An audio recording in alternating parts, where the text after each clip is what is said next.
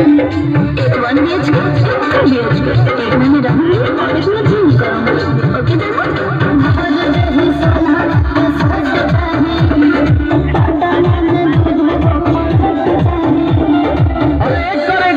तू जितना खर्चा करेबू हम उतना खर्चा करब।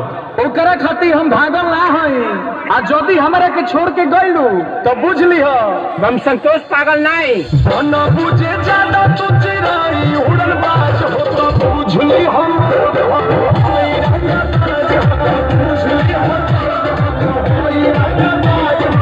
तू जानत हो कि हम ग्रेड ए पर नहीं।